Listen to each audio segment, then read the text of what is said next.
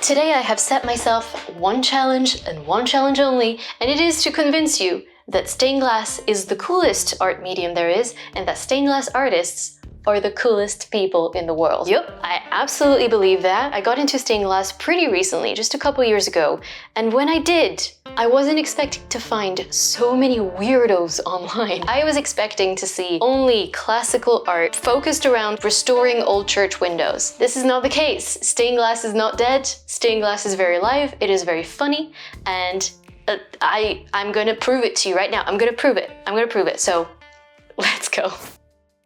My first question for you is, how chronically online are you? This one artist has found truly the best way to combine an extremely old art form, stained glass, with meme culture. This is Spectra's Moonshop, all done by Ashley Bell. She has taken UFOs and this conspiracy theory slash this idea that aliens are obsessed with abducting cows, and she's made that her entire body of work. It is so creative.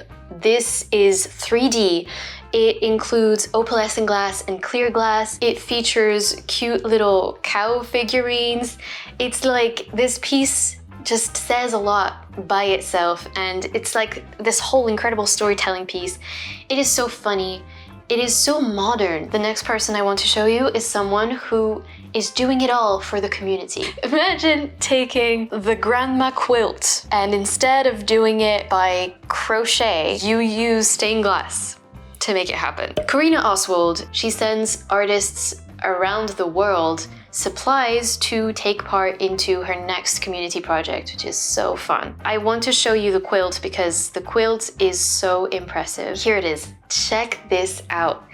These are all, again, every little panel has been submitted by a different artist around the world, and she's put this incredible piece together, and it's so beautiful. For the next artist, I have one question and one question only. How much do you like sardines? Well, I hope you like them a lot, because this artist is specialized in sardines. I mean, I don't even know what to say. It is so creative, it is so fun, and as you can see with this video, it's interactive, it's 3D. She has actually built a freaking tin for her sardines, which is so funny. All of the artists we've looked at so far work mainly with the Tiffany style of stained glass, which means you cut a few pieces and then you solder them together, so there's metal involved between the pieces.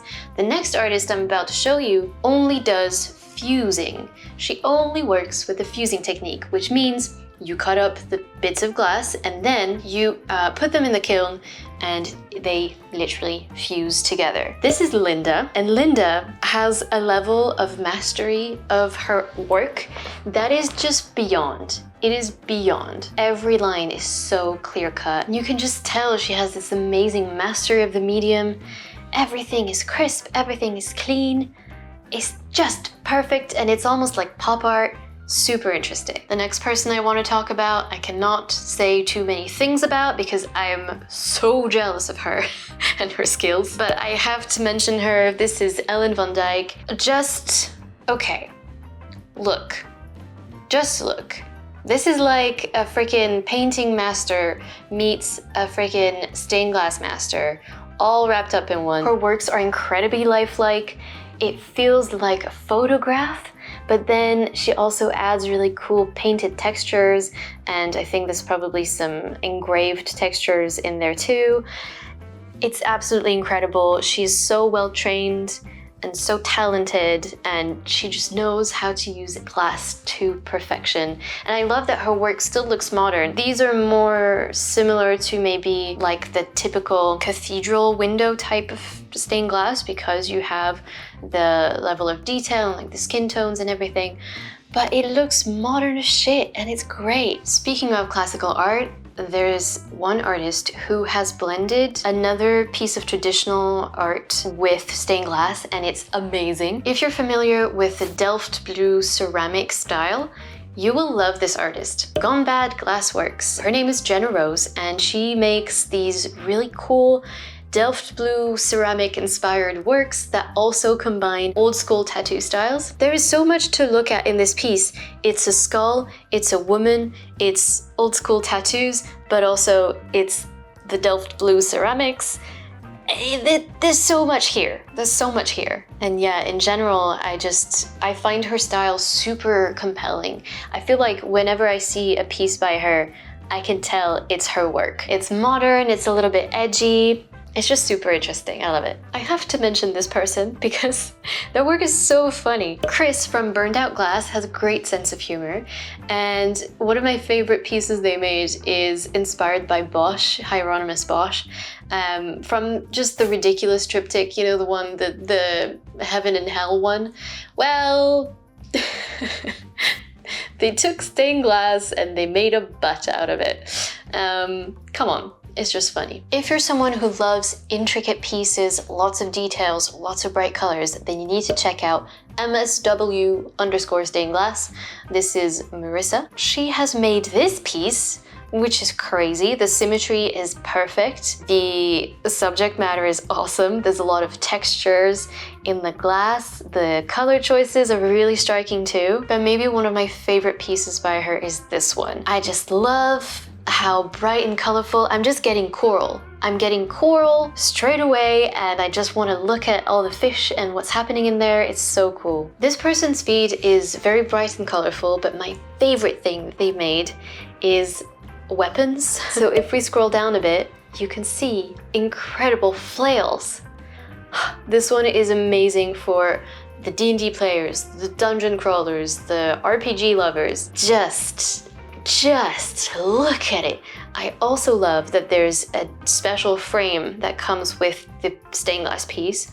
It's not just a stained glass piece, it's not a regular square, it's not a regular rectangle, it comes with its frame, and I think that looks super special. You can see on this feed there's a lot of pop culture stuff, there's some Garfield, there's some SpongeBob. This is super common actually. Stained glass is a very quirky medium, and people love their pop culture references. Personally, while I like seeing bits of culture that I recognize, it's not my favorite from a fellow artist point of view, just because I feel like I want to see what you have to say. You know, like, I understand, of course, it sells much better because people already have an emotional attachment to whatever character you create, etc.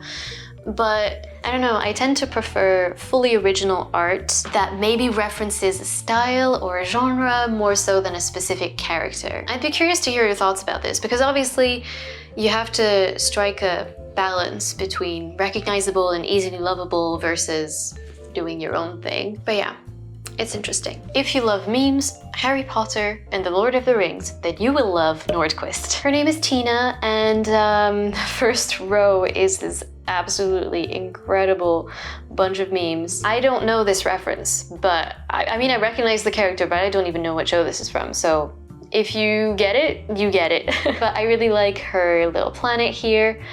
Mostly, I would say she is quite known for her Harry Potter inspired or Magic World inspired pieces. I really like these. They're just a great stylized version of symbols and creatures that we recognize from the movies especially. It's super graphic-y, graphic designy, and it's also just really well done. So that's Harry Potter, but if you prefer Lord of the Rings, I've got you. She has a whole collection, or at least she had a whole collection. Incredible, just absolutely amazing work. This next artist is someone I admire and don't fully get all at the same time.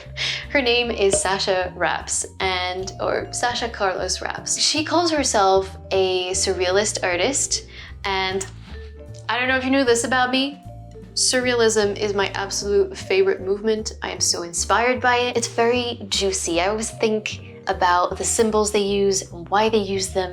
What does it mean? So to see someone identify as a surrealist artist who does stained glass is very exciting. Her thing is very much panels that feature lots of little scenes within the panels. Check out how satisfying it is to see the soldering stage and these pieces come together. She plays with perspective a lot. Like, these are little squares, perspective squares.